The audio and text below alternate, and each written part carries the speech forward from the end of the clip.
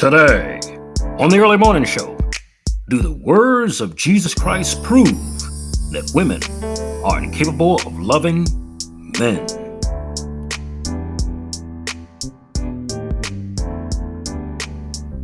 Let's cue the rooster and get this show started.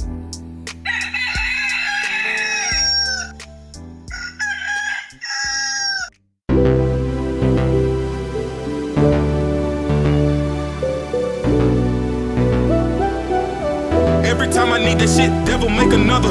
Hey man, if you got something that you believe in and you believe that you can do it and nobody else do, just go for it. It's your life. My life is moving fast, I gotta slow it down. Yeah, now I got it, they all come around.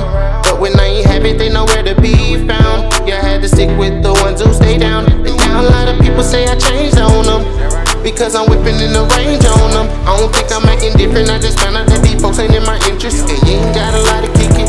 I messed around and pulled a whole foe up. Banging zero, I roll up. I don't do it, boy, you gotta grow up. I'm all scared to Good morning and welcome to the Early Morning Show. Do the words of Jesus Christ prove that women are incapable of loving men? In a moment, but here's what else you can expect in the show today. In the man's bartender, we're making the mixed drink, the Mexican Mule. In the man's kitchen, we're making pan-fried tilapia. And in Assault on Manhood, we have the story of a wife who choked her husband to death in front of her own children. Now, to the words of Jesus condemning the loving capacity of the average woman. Now remember, he came that he did not condemn them, but to save them. So I'm not talking that way. I mean their actions. So I bet a lot of you are wondering what passage I'm referring to. But before I get into it, know that I am not here to condemn or to proselytize anyone.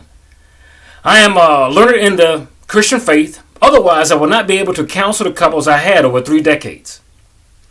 In fact, I hate people who beat up people over their head with the Bible. You know, learn it. I'm not talking about that. So when I refer to the words of Jesus, it matters not if you are religious or not. It matters not whether you think that he is a God or merely a prophet. But I dare you to see if the truth escapes his summation of what I'm about to give to you.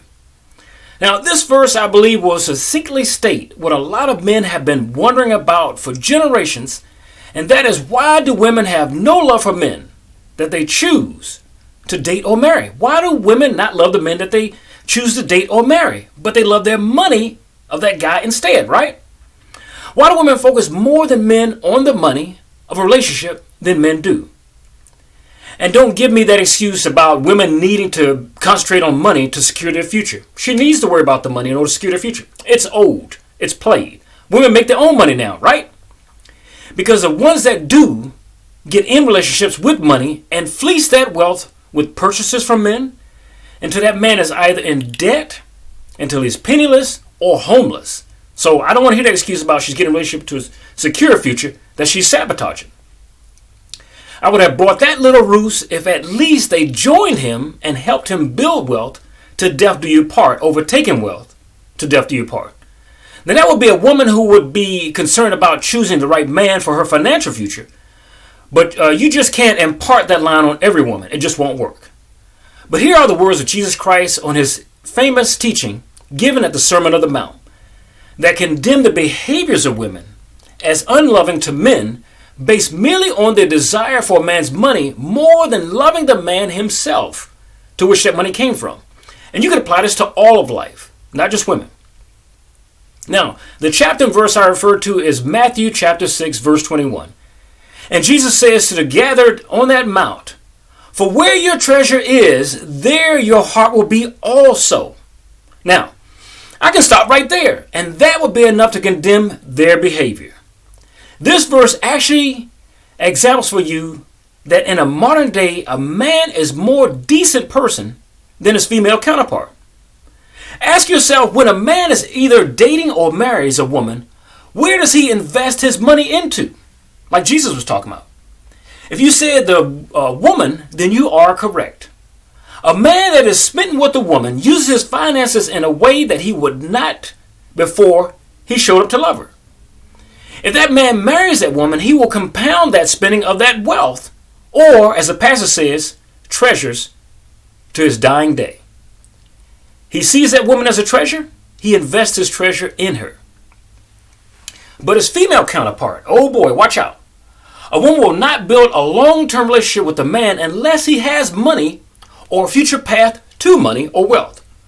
But the same woman targets the man's money through him from the beginning to use on herself in the form of clothing, jewelry, and whatever else her little heart desires. She sees the mall and whatever it supplies as something she loves. The man is actually a vessel to get to the money. In effect, the mall or whatever she purchases she can attain are where her heart lies, within that passage, wherever her heart lies. There your treasure will be also. Now, let me read it again. For where your treasure is, there your heart will be also. So if you are a guy who has never felt any love in a committed relationship to a woman, but you have seen your woman's strong love for what your money can buy for her, then this verse proves that this is what's happening in your home. Indeed, your woman's heart is where she stores her treasure, or your treasure, and in a lot of cases, that is not you. You want further proof? This verse is a test of character not just for women towards their husbands, but women towards their children. Take a listen, brother. If a mother in society today loves her child, she will spend her treasures on that child, whether she is a single mother or a married mother. But the hallmark of a bad mother is one that will take care of herself instead, despite the needs of the child. In fact, the hallmark of a horrible mother is one that would have a baby to get money from a man or government to serve her financial needs, to get her treasure. Now, this woman is using the child as a means to an end to gain treasure. But this verse covers all of human nature, all of humanity. It not only condemns the behavior of women, but men as well. Now, listen up. In society, if a man does not invest his treasure in his woman, this means that he doesn't love her. He doesn't love her. What community would dare tolerate a man marrying a woman and then spending every dime he makes on himself? Now, sure, that same society does not see any problem in a woman doing the exact same thing. But you get my drift? You understand what I'm saying? This is why women who choose boyfriends based upon the bad guy mentality or cause end up being left single with a kid whose needs go far unmet. They never met. This boyfriend or this man is letting her know up front that she is not his heart. For if she were his heart, his treasure would lie in her and he would attend to her financial needs.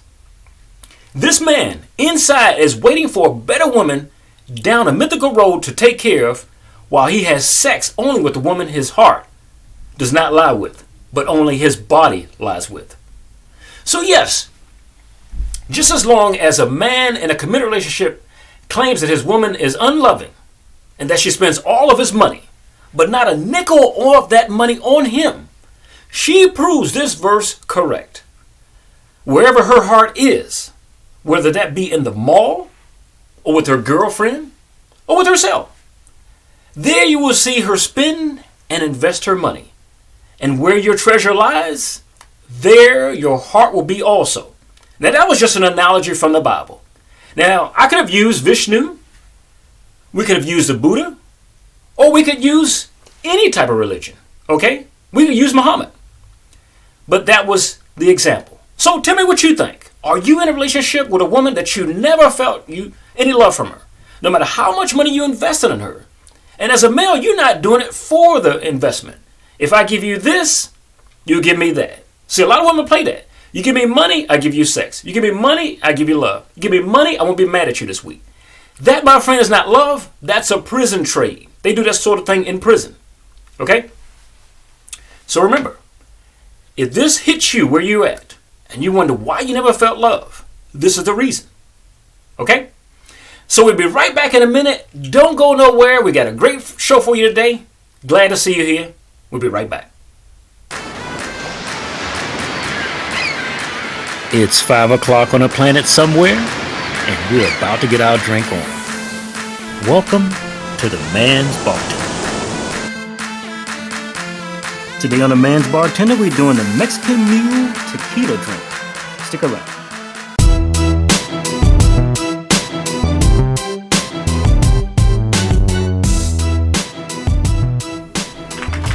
What's up, guys?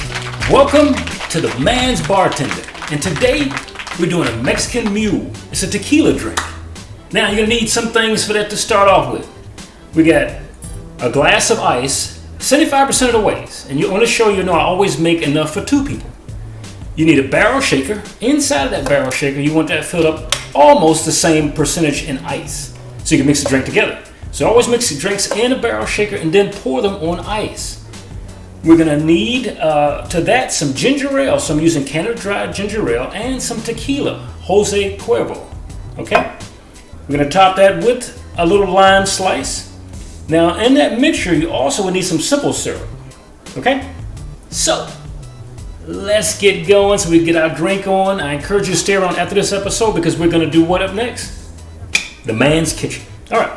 So, for this Mexican Mule, what we need to do first, we're going to add approximately 4, I'm just joking. We're going to add about, let's do 4 ounces of that tequila.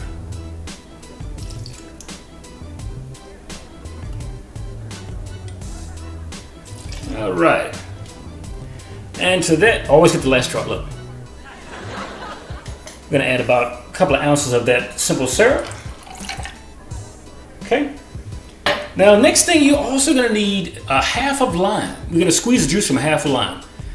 Before that, already pre-cut the piece that's gonna be on the actual glass itself. What you want to do is go ahead and poke lime. So anytime a drink calls for fruit or something like that, you can get it pre-started. That way it starts to run and you can determine the direction of the squeeze and not have the direction of the squeeze in your eye.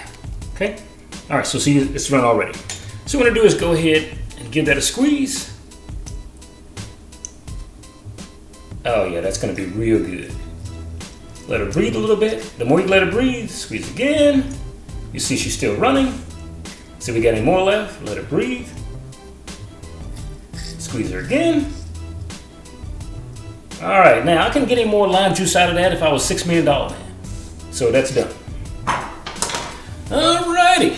Now, the last part is the Canada Dry ginger ale.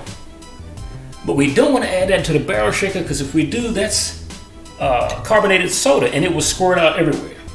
So now what I want to do is locate the lid, put the lid on it, and we go ahead and give her a shake. Always try to give drinks a shake about anywhere from 45 seconds to a minute.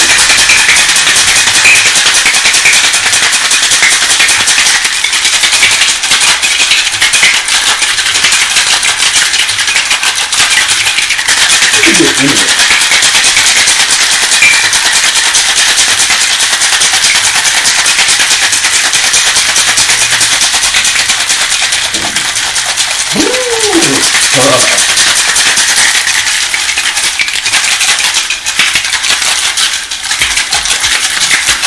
Remember, to try to get going back and forth, back and forth.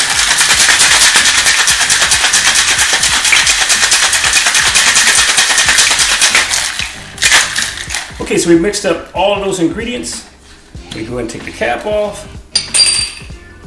Now, remember, there is enough tequila in there, simple syrup, and the lime juice for the mixed drink. The ginger ale will top it off. So we just need a little bit in each one.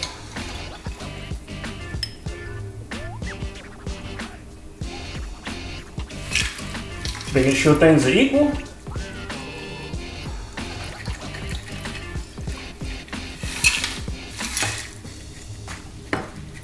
The more you move the barrel shaker up and down, it releases that drink inside of there. All right, so those are about midway.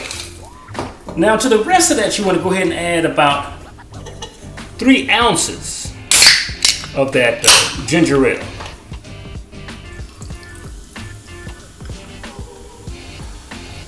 And that should carry you to the top.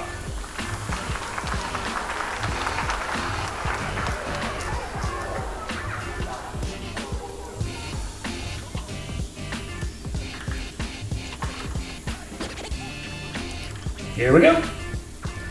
Now, as usual, go ahead and top, because remember, you're doing this at a party or you're doing it for friends, and you don't want to be tacky, craptacular. You could also put it on the top of the glass by taking that wedge, you cut it in half. When you cut it in half at the top, you make a little notch in between that circle, and then put that on the glass. So to you guys, Mexican Mule, wow, always these drinks are good. I encourage you to go out and get it. Remember I said Canada Dry, ginger ale, or another ginger ale company. Doesn't have to be that one.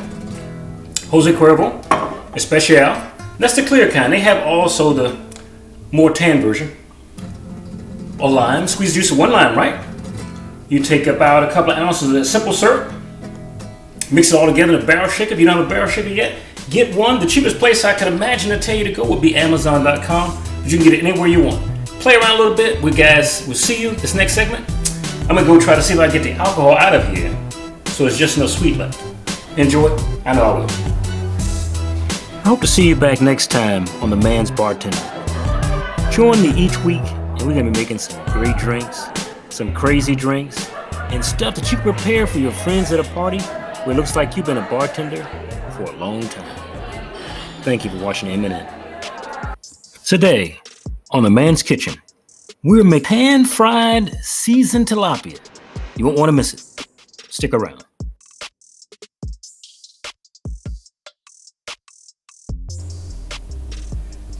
Hey guys, and welcome to The Man's Kitchen. Today we're going to be doing pan-fried seasoned tilapia. Now this recipe is tasty, so we're also going to have with that, you can have it like toast. You can make a sandwich with it. If you love southern food and fried fish, this is one of them. Come on, I'll show you. Alright, so to that beautiful thing, we're going to need 2 already pre-cut and deboned tilapia slices. This is a couple of great slices here.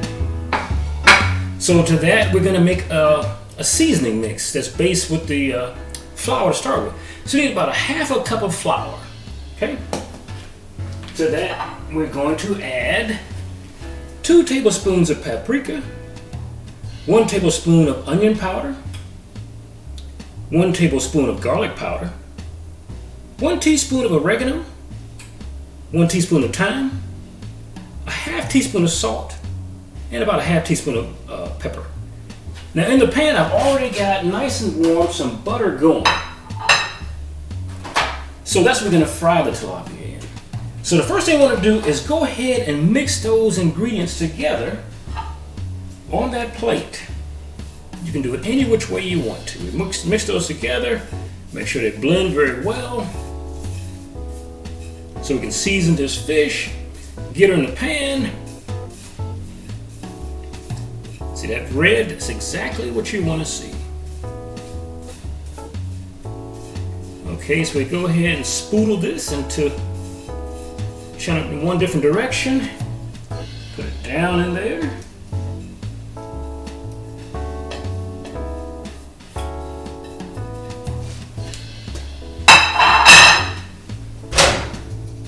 See there? Let's go ahead and shake her up. You can do your finger. You can do anything but a sieve, because that paprika would go everywhere. Alrighty. So your flour mixture should look up something about like that. Okay, so now that she's ready, you want to go ahead and find some kind of channel that you can put it in. So this one we're going to put it in here. And we're going to batter the fish one at a time. Now I'm going to turn that oven up to like medium-high heat. I've already rinsed the fish off, so the fish will adhere to the batter. So I'll go ahead and take some on one side.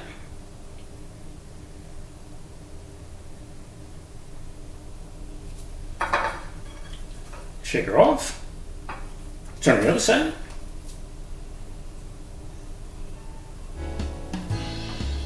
Shake her off. Make sure the ends are dabbed pretty good. And she's ready. And you want to go ahead and do that the fat side down to start with. And we do the same for this one here. one side. We turn it on the other. Don't worry about a mess. That's what cooking is for. This is not a military inspection where you can expect to have something inspected. Okay. Put that one also down. Now with the fish, you do not have to irritate it. That fish is going to cook roughly about 7.5 minutes per side. So what we're going to do, we're not going to have you just sit around for something like that. We're going to go ahead and allow that fish to cook. I'm going to enjoy the drink that you've seen in the earlier segment. We're going to come right back in just a little bit. Now remember, well, that's good. Remember, that is about a stick of butter. Butter is better for flavor, margarine is not, and margarine will smoke because the smoking threshold is pretty low on margarine. That's on a medium-high heat, the 2 tilapia pieces in there. So remember, you got a half a cup of butter. You got half a cup of flour, 2 tablespoons of paprika, 1 tablespoon of onion powder, 1 tablespoon of garlic powder, 1 teaspoon of oregano, 1 teaspoon of thyme, 1/2 teaspoon of salt, 1/2 teaspoon of pepper. You mix those together.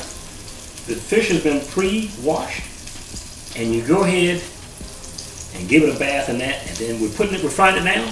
Like I said, about roughly 7.5 minutes per side. Then we'll flip it over, we do the same thing. We'll come back and show you guys how I eat this tilapia. Don't go nowhere. We'll be right back.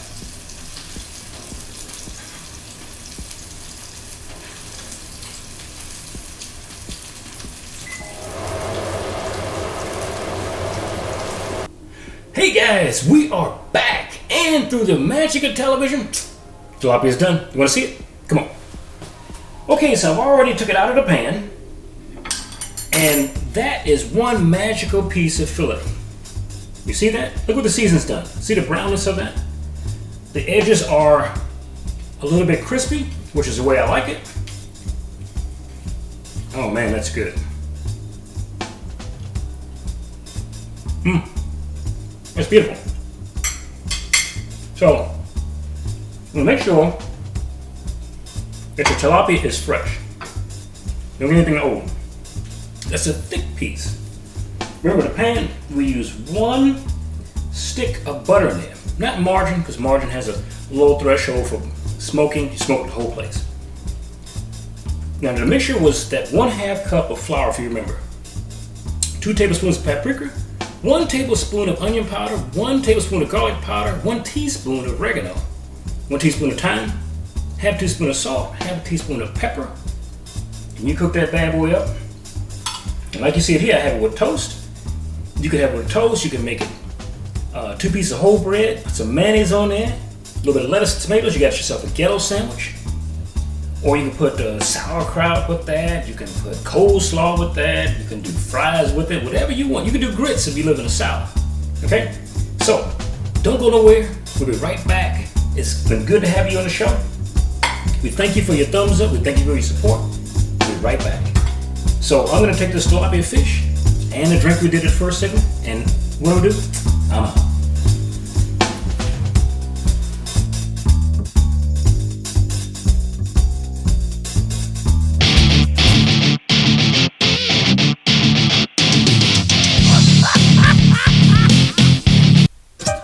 Welcome back.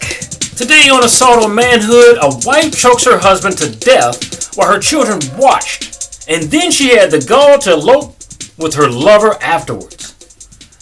A woman in the northern Indian state of Punjab killed her husband by choking him in order to elope with her lover.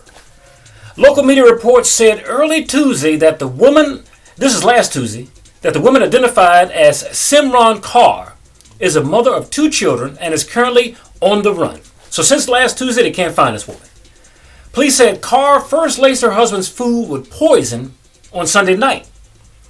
Now, whether on our program Killer Wives, if you watched on this channel before, or anywhere else in the news, you will always notice that these wives poison their men first to get them in a vulnerable state before killing them. Hence the poisoning in this case. Now, After poisoning her husband and father of her 2 children, the great, nice woman she was, she then feared he might not die. So she decided to choke him to death in his weakened state. She later dropped her own children off at her father's house before eloping with her lover. And hence they can't find this woman. Now, local media India Today reported that the accused was married to her now deceased husband for 12 years. Come on, brother, 12 years? That's a long time.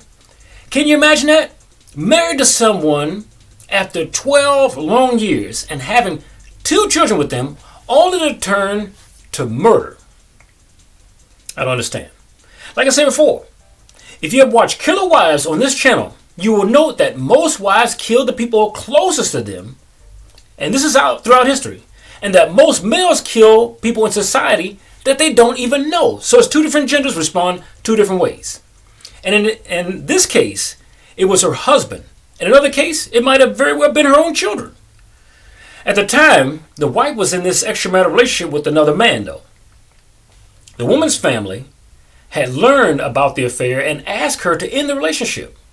Okay? The murder came to light when her children told their grandfather that their mother had choked their father with a rope.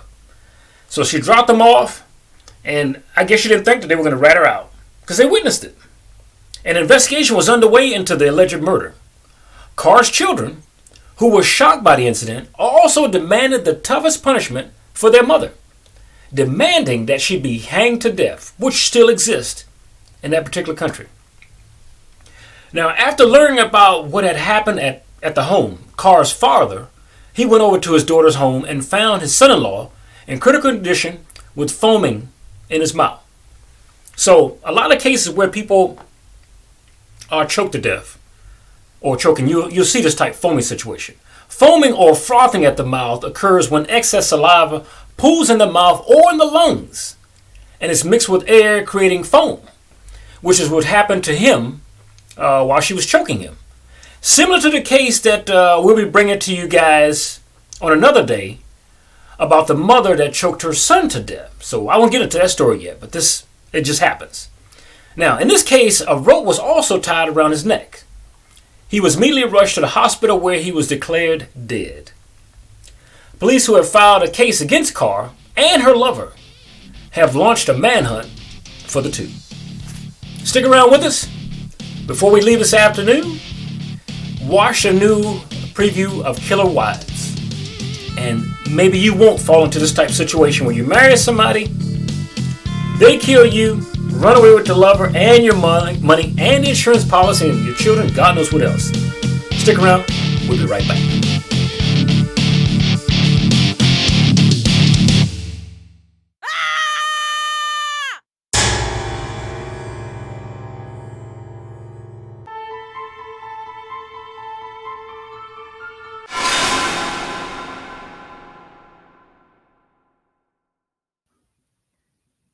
Here's your preview for Killer Wives.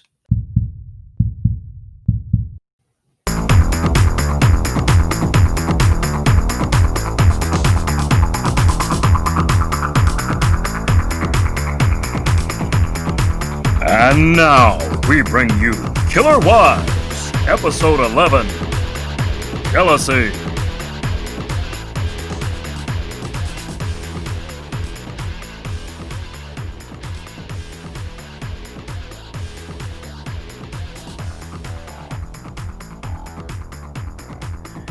These are the actual case facts of Marquita Sutton, who stabbed her husband to death. Isn't trust a bitch?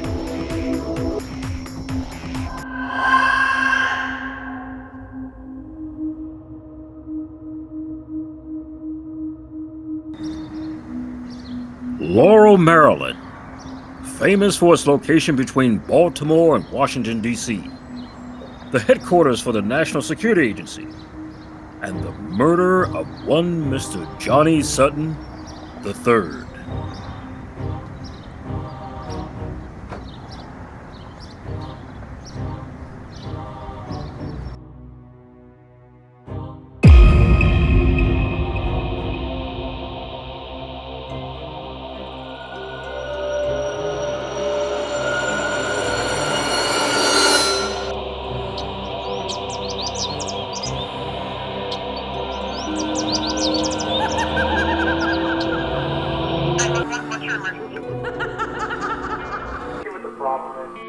Sergeant Central. 19 Sergeant. You have a callback for 86 into Central? Negative K, nothing further. Just see the cabbie on the corner.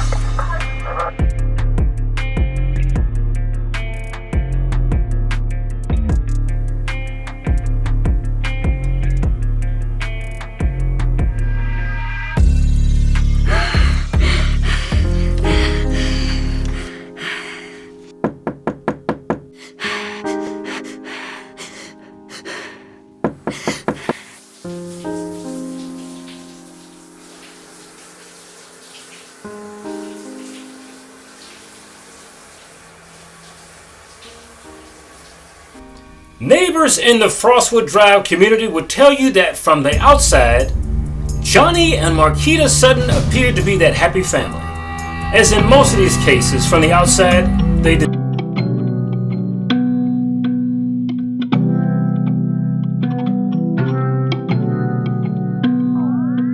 I care less about what you think of me and more about what I think of me. Abundance coming easily, I'm tapped into that frequency. What you think of me ain't none of my business. What you think of me ain't none of my. What I spark don't get you lit, so why you give a shit? Talking out your ass, we revoke your membership. Falling off the cliff, hope you niggas get a grip. It's enough to go around if you tune into the sounds. Tap into the universal laws to get it all. You already have it in you, but you hold it and you stall. We ain't gotta die to see heaven, we can live it. If you want something, gotta be willing to give it. Not for the return, purely for the feeling. Take some time to get a line of structures that we building. Expansion we increase cause we have to. Thank God every day, and your mama cause she had you.